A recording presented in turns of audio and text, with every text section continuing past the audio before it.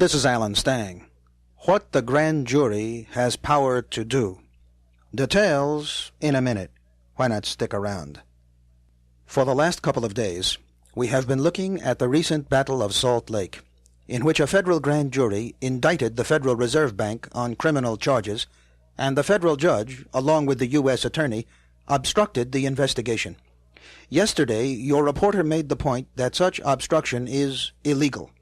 For instance, in the case of People versus Graydon, it was found that, quote, the court cannot limit scope of grand jury's investigation, end quote. Here is the finding in another action known as Petition of McNair, quote, its concern being of things rather than individuals, the scope of its investigation is very wide, including all the ramifications of the subject investigated, and extending to all who may be brought within the field of culpability, end quote. For the exact citations in these cases, see the recent article on the subject in the Review of the News by Associate Editor Elise Clark. Along these lines, Red Beckman is a businessman in Billings, Montana, who has prepared a videotape on the grand jury, which he has shown around the state and elsewhere. Red tells your reporter that in 1979, the Internal Revenue Service bragged that it won most of its cases in Montana, 12 of 13. In 1980, it lost 4 out of 5. Last year, the grand jury didn't indict one taxpayer for IRS. Red Beckman's educational campaign deserves most of the credit. Red explains that the grand jury is, quote, the detergent in our system. If the U.S. attorney told us how to vote at the polls, we would be indignant. But we allow him to control our vote on the grand jury. On the jury, we allow the judge to control it, end quote.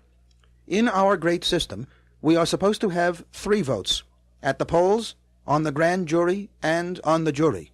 On the grand jury, we have sovereign power to investigate government corruption, like the Internal Revenue Service, and private corruption, like the Federal Reserve.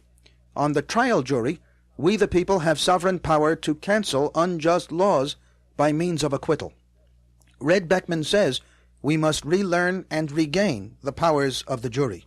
In Salt Lake, for instance, the grand jury could have ordered the U.S. Marshal to throw the U.S. Attorney, Brent Ward, into jail and to keep him there until he decided to do his duty and sign the indictment of the Federal Reserve. Red reminds us that the U.S. Attorney is just a political appointee. The people, on the grand jury, are sovereign. The powers that be have stopped one grand jury. They can't stop them all. Red Beckman's address is Box 1544, Billings, Montana, 59103. Red's telephone number is 406-252-9509. Red is waiting for your call.